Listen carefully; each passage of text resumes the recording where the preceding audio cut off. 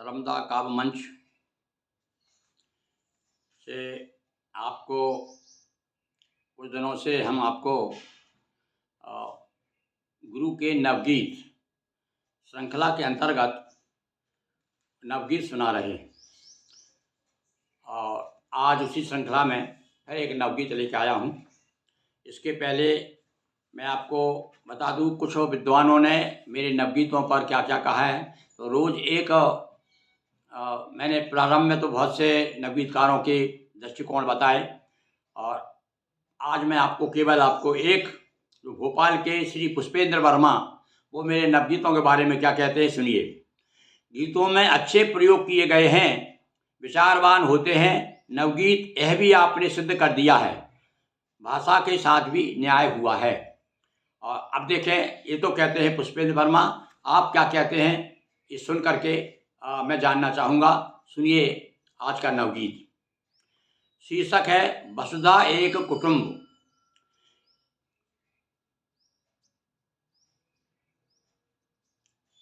ये नवगीत तो मुझे याद आ गया, ये मैं आपको सुना चुका हूँ।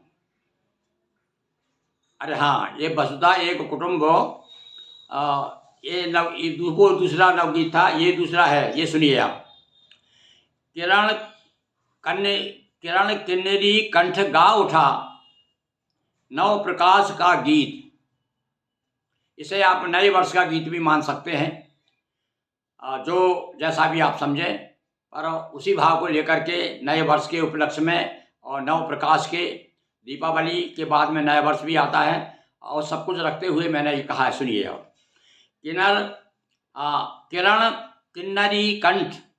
किरण किन्नरी कंठ गा उठा, नव प्रकाश का गीत। सृजित ऋचाएँ हुई कर्म की सूक्त साहसी स्वर के, और आगे आगे चले भगीरथ श्रम जान नबी लहर के। फिर से सुनिए इन पंक्तियों को कि सृजित ऋचाएँ हुई कर्म की सूक्त साहसी स्वर के, और आगे आगे चले भगीरथ श्रम जान नबी लहर के। और हर्ष वैद्य का स्पर्श प्राप्त कर रोग शोक भयभीत। किरण किन्नरी कंठ गा उठा, नव प्रकाश का गीत। कि मूल मंत्र उच्चरित दिशाएं करती उपनिषदों के, और स्वप्न सत्य की भूपर आने को है वेद विदों के। फिर से सुनिए इन पंक्तियों को। हमारे सनातन भावधारा किस प्रकार से अंगड़ाइयाँ ले रही हैं, इन पंक्तियों से आपको प्रकट होगा कि मूल मंत्र उच्चरित दिशाएं करती उपनिषदों के, और स्वप्न सत्य की भूपर आने को है वेद विदों के।